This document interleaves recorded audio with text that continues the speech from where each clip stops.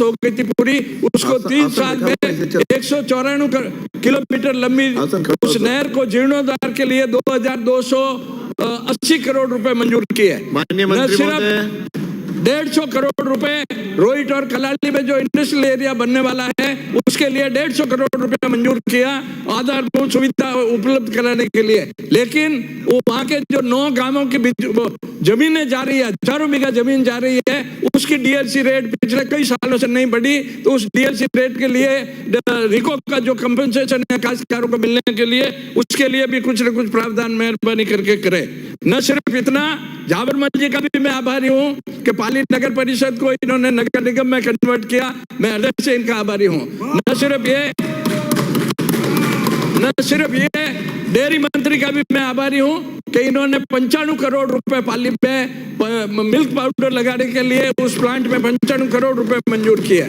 न सिर्फ इतना, सोमनाथ मंदिर जो पाली में सोमनाथ मंदिर है प्राचीन, ओरिजिनल जो शिवलिंग है वो पाली में स्थापित है, उस सोमनाथ मंदिर के जीर्णोद्धार के लिए भी इस राजस्थान की सरकार ने और मुख्यमंत्री ने सोमनाथ मंदिर के जीर्णोद्धार के लिए पैसा मंजूर किया, उसके लिए भी मैं हृदय से आभारी हूँ। मुझे कोई शर्म नहीं है, मैंने जसवंत जी को भी कहा था कि मैं इसके बारे में विधानसभा में खुले दिल से मुख्यमंत्री जी का, दिया कुमारी जी का आभार प्रकट करना चाहता हूँ। मैं इस मौके पे सैल्यूट करना चाहता हूँ दिया कुमारी जी को और मुख्यमंत्री जी को कि इन्होंने 3 घंटे तक, एक महिला होने के नाते, महिला होते हुए भी और रईस परिवार से आते हुए भी 3 घंटे खड़े रह के बजट में भाषण दिया।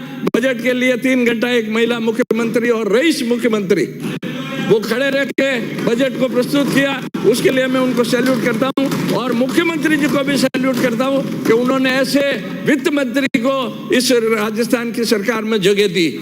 इससे ताली बजाओ, भले ही कोई तकलीफ नहीं है। लेकिन माननीय अध्यक्ष महोदय, मैं आपके माध्यम से एक निवेदन और करना चाहता हूं कि पाली में प्रदूषण की बहुत बड़ी समस्या है। अमीर सिंह जी साहब भी वाकिफ है इस समस्या से। सेंट्रल गवर्नमेंट ने करोड़ों रुपए दिए, स्टेट गवर्नमेंट ने करोड़ों रुपए सब्सिडी दी, लेकिन उस ट्रीटमेंट प्लांट को चलाने के लिए जो पदाधिकारी है वो पदाधिकारी किसी नेता विशेष के मर्जीदान है।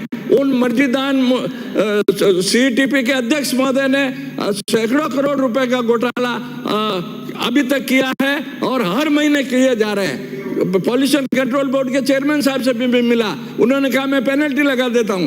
पेनल्टी लगाई 50 लाख रुपए की, लेकिन पेनल्टी कोई सॉल्यूशन नहीं है। वाटर एक्ट में पुलिस केस करने का, प्रोसिक्यूशन का केस करने का भी स्टेट गवर्नमेंट को अधिकार है। न सिर्फ ये माननीय अध्यक्ष महोदय जी, ये जो पॉल्यूशन कंट्रोल करने के लिए राजस्थान हाईकोर्ट ने आदेश कर रखा है, किसानों की जो हजारों बीघा जमीन खराब हुई है, उन हजारों बीघा जमीन खराब हुई उन किसानों को मुआवजा देने के लिए। लेकिन कई साल हो गए अमीर सिंह जी साहब उस राजस्थान हाईकोर्ट के ऑर्डर की कोई पालना नहीं की और किसी भी सरकार ने नहीं की। चाहे कोई भी सरकार आई, कोई भी सरकार गई, किसानों की जो जमीनें खराब हुई हजारों बीघा, उस जमीनों का हाईकोर्ट के आदेशों के बावजूद भी कोई भी मुआवजा आज दिन तक नहीं दिया गया।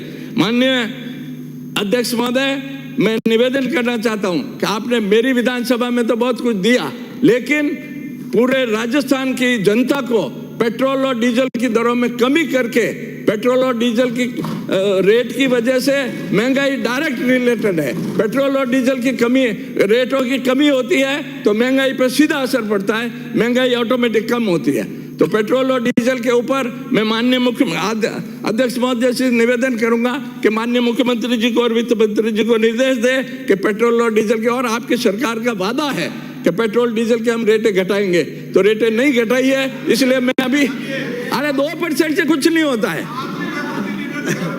कहाँ तो बोलने दो भाई, जो भी है। और हाँ, माननीय, मैं बोलता हूँ, अच्छी बात बोलता हूँ तो ताली बजाते हो। हाँ, और घटाओ मेहरबानी करके। अरे बोलिए। एक मैं निवेदन करता हूँ कि 2 हेमराज जी आप इधर आ जाओ और घटा देंगे। इधर आ जाओ, आप इधर आ जाओ और घटा देंगे। नहीं, मेरा इधर आने की जरूरत नहीं है। मैं तो 93 में भी मेरे को इधर आने का बहुत बोला था, बहुत प्रलोभन दिया था, लेकिन मेरे पिताजी कांग्रेस की सफेद टोपी लगाते हैं, इसलिए मैं उस वक्त भी उधर नहीं आया। अब मैं क्या आऊंगा, क्यों दौड़े में दूर न खाऊं मारे। दौड़ा में दूर नकामने आज भी नहीं हूँ जोगेश्वर जी में, इसलिए 5 सालों में 4 लाख नौकरियां दिलाने का वादा किया है आपकी सरकार ने किया है। मैं इसके लिए आदरणीय मुख्यमंत्री जी का और उनका जो मंत्रिमंडल है उन सभी का हृदय की गहराइयों से आभार व्यक्त करता हूं। और सबसे बड़ी बात, इस सदन में 6 साल में, ये 6ठा साल है माननीय अध्यक्ष महोदय, मुझे भी पहली बार मुझे गर्व होता है कि मैं हिंदू समाज से हूं और इस सरकार ने प्रदेश के 600 मंदिरों के लिए 13 करोड़ रुपए की जो घोषणा करी है, केवल साज सज्जा के लिए 13 करोड़ रुपए की घोषणा राजस्थान प्रदेश के 600 मंदिरों में जो हमारे हिंदू समाज के त्योहार होते हैं उन त्योहारों पे केवल साज सज्जा के लिए 13 करोड़ रुपए की घोषणा करी है। मैं हृदय की गहराइयों से माननीय मुख्यमंत्री जी और उप मुख्यमंत्री जी, हमारे वित्त मंत्री जी का हृदय की गहराइयों से आभार व्यक्त करता हूं। माननीय अध्यक्ष महोदय, पिछली सरकार ने